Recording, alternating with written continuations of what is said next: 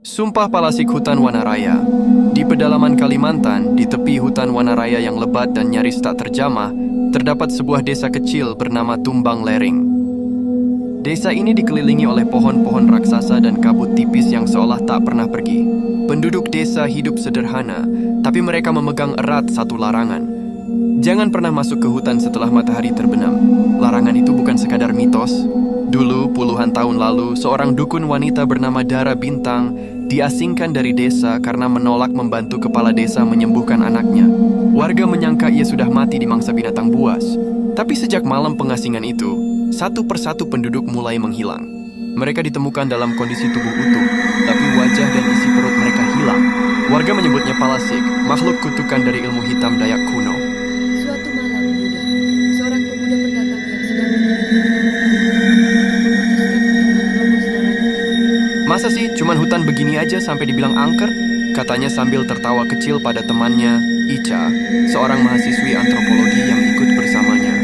Tapi Yud, warga sini bilang, kalau dengar suara anak kecil nangis dari dalam hutan, itu artinya Palasik sedang mencarimu, kata Ica dengan ragu. Yuda tertawa. Kalau begitu kita pastikan saja siapa sebenarnya yang menangis. Dengan senter dan alat perekam, mereka menyusuri jalan setapak ke dalam hutan.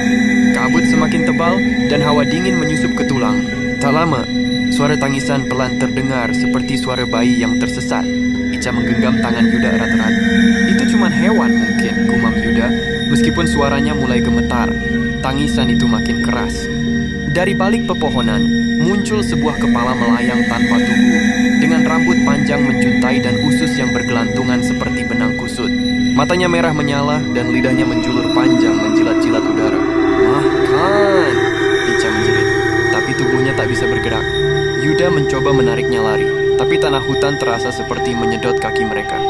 Dari belakang, suara-suara berbisik dalam bahasa Dayak kuno menggema, dan bayangan-bayangan hitam melintas cepat di antara pepohonan. Palasik itu menyeringai. Ia tak sekadar membunuh. Ia menyerap jiwa, menjadikan korbannya bagian dari hutan. Tubuh Ica terangkat, melayang-layang, matanya kosong, sementara Yuda dipaksa menyaksikan hingga semuanya gelap. Keesokan paginya, warga menemukan alat perekam milik Yuda di tepi hutan. Ketika diputar, hanya terdengar suara tangisan bayi, diikuti bisikan dalam bahasa Dayak. Masuk ke hutan kami, kau masuk ke kutukan. Dan sejak hari itu, hutan Wanaraya tumbuh lebih lebat.